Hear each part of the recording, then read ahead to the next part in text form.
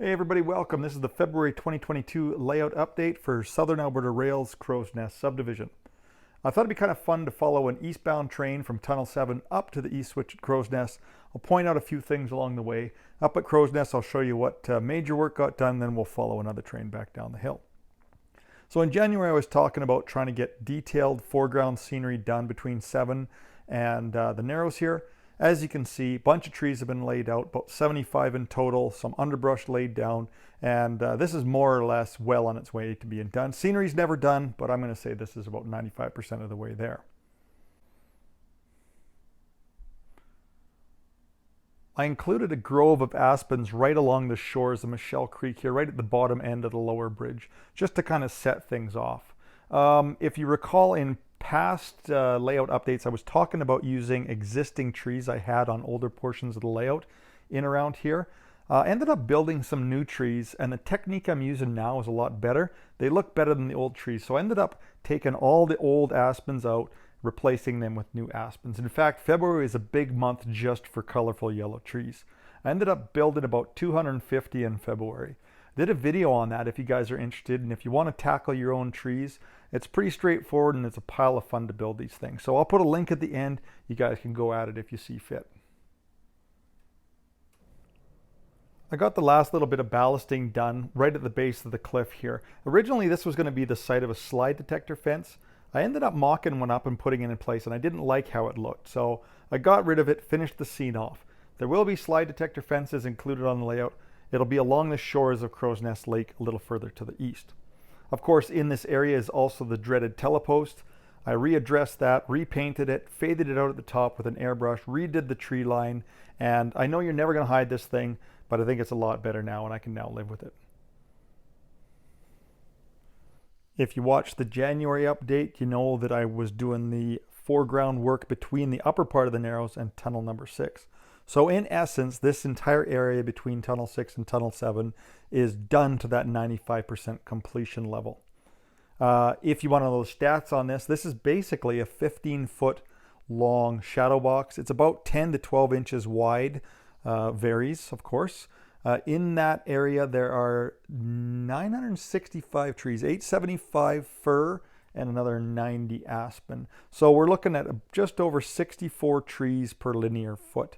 This is the BC side of the Continental Divide, a lot more lush than the Alberta side, so I needed that concentration to really show that off. Of course, as we move into Alberta, the concentration is going to drop, and I'm not going to have to be going quite as crazy building trees. In the last 18 months, I've churned out 3,000 fir trees and 250 aspens.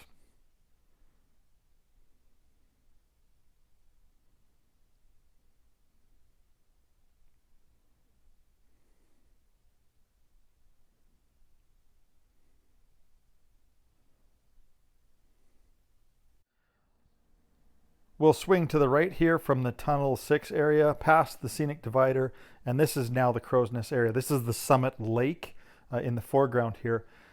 Trees have been laid out. You can see I've been painting backdrop, and the train is emerging behind, in essence, a tree curtain out from behind the backdrop. That tree curtain is hiding the hole through the backdrop. I was pretty concerned with making sure that that was going to work out right, and I'm pretty happy with the results so far. So let's see what we got up to at the east end of Crowsnest here. One of the other goals I set myself in January was to get the scenery roughed in from the east switch at Crowsnest around the corner beyond the Highway 3 overpass and tie it into the existing scenery along Island Lake. That got taken care of. I want to show you some interesting little features of this area. On the prototype, of course, it turns the opposite direction, but because of the constraints of a basement, I had to turn it to the left here. But I am trying to really showcase the essence of the area with the detail and being specific to detail. So on the original Highway 3, it came along the north side of the tracks, and it would have come right down through under where this bridge is now located, across here and in behind the station that used to exist at Crowsnest. Of course, that was obliterated when this overpass was put in. Part of the old highway can still be seen, however. When they built up here above the hillside, they just pushed the spoil over the edge, and you can see some of the asphalt poking through in places covered in spoil. I'm going to take care of that. On this side, however, you can still drive parts of the old highway. It doesn't go anywhere, but you can still get on there and you can access some areas along the lake where you can actually do a little bit of rail fanning and take some pictures of the main line. Off the west end of the bridge, there's a little pullout and there's a switchback that comes down to access the Crowsnest area itself. So Crowsnest is, in essence, it's a ghost town. There's nothing really here anymore. CP still uses it as a crew change point, and so they still have to get down here to access the crews and what have you.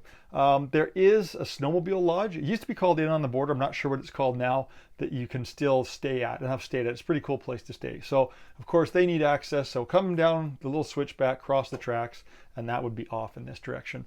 The whole area, because it was a division point at one time, is all cinders. So this will be really quite dark with some patches of grass poking through and just some ruts through the grass for trucks to get down to different switch stands and do maintenance and that kind of thing. With the main emphasis on scenery over the last year and a bit, I think it's time to change gears for March. So I'm going to do a motive power project here. I've had Union Pacific SD9043 Max on the shelf for quite some time and haven't gotten around to doing anything with them. So we're going to renumber these things. They're 8000s now, but they have to be 8200s or 8300s. That's what you saw north of the border in the 2010 timeframe here. You could often see these things working, Potash Trains that you see here, and they'd be mixed and matched in with CP units, CEFX units, and of course in my case with SAR units as well.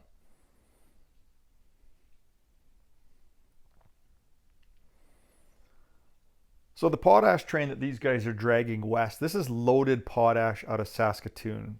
Saskatoon is in central, kind of the northern part of Saskatchewan. That's where the mines all tend to be. This is the heaviest train that runs across the Crowsnest Sub. I use a 40% rule, so there's 64 cars on this train, which represents a 160 car train, which would put it up in the 20 to 21,000 ton range, which is about what it was in the 2010 era. These trains are found with 2 on the point, usually 1 in the middle and 1 on the tail end. As I mentioned, they originate in Saskatchewan. The export terminal is in Portland, Oregon. So they'd run across the Crowsnest Sub, dive into BC and across the border into the States at Kingsgate, eventually through Spokane and down to the Columbia River for the trip west to Portland, Oregon.